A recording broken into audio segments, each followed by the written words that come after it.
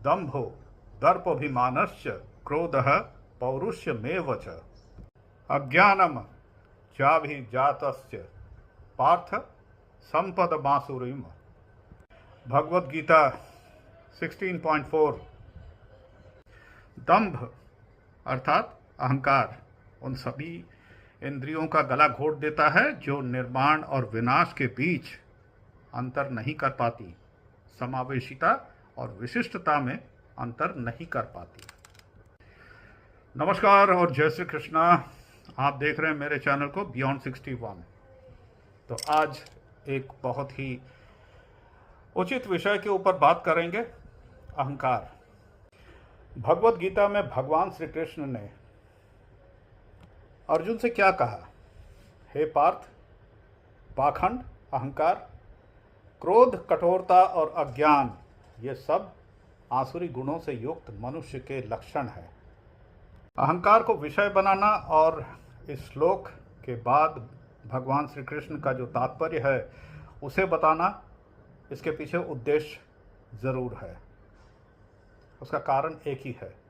अब अपने आप पर और अपने आसपास दुनिया भर में हर जगह क्या हो रहा है इस पर थोड़ा नज़र डालिए। यही कारण है, उद्देश्य भी यही है कि जिस कारण से इस श्लोक को मैंने चयन किया है। आसपास के माहौल को यदि देखेंगे ध्यानपूर्वक तो आपको समझ में आएगा कि यह बिल्कुल वैसा ही है जैसे भगवद गीता में और विशेष रूप से इस श्लोक में वर्णित है, जहां इसका बहुत ही स्पष्ट रूप से उल्लेख किया गया है और व्याख्या भी की गई है। यह आज भी प्रासंगिक है और समग्र परिदृश्य को परिचित करा देता है और बिल्कुल मेल खाता है। अब मूल विषय पर आते हैं और ये समझते हैं कि लोग अहंकारी क्यों हो जाते हैं, क्या कारण है, वे ऐसा क्यों करते हैं। वे ऐसा इसलिए करते हैं क्योंकि उन्हें सर्वोच्च सर्वशक्तिमान होने का अहंकार है।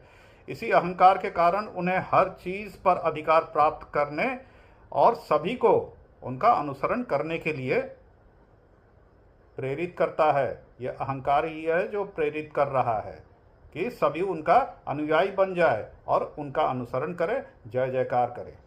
वे एक ऐसी स्थिति बना लेते हैं अपने चारों ओर जब उनके आसपास बहुत कम लोग होते हैं और इससे उन्हें अपनी शक्ति और पद खोने का असुरक्षा महसूस होने लगता है। कारण यह है कि खो न बैठे, क्योंकि इन्होंने अहंकार व स्वयं को ही अलग कर लिया है। इस अलगाव का जब एहसास होता है तो वे क्या करते हैं? वो सब कुछ समा लेने का प्रयास करते हैं। इसलिए वे युद्ध करके विजय प्राप्त करना चाहते हैं और सब कुछ अपने अधिकार में ले लेना चाहते हैं। परंतु धीरे धीरे वे अपनी शक्ति का स्रोत जब खोने लगते हैं, असहाय हो जाते हैं और हार मानने को बाध्य होते हैं, तब एक परिस्थिति ऐसी भी आती है जब वे आत्मनिरीक्षण करने के लिए बिल्कुल अकेले रह जाते हैं। तब उन्हें अपनी गलतियों का एहसास होना शुरू होता है और दंभ यानी अहंकार टूटने का परिस्थिति वह स्वयं ही कारण बनकर सृष्ट कर देते हैं। यह वही परिस्थिति है जो पश्चिम में एक सबसे शक्तिशाली देश, जहां पर एक व्यक्ति अपने अहंकार से अपना ही विनाश का कारण बन रहा है और वो स्वयं के राज्य को भी एक खतरे में डाल रहा है, एक विषम परिस्थिति में लेके जा रहा है।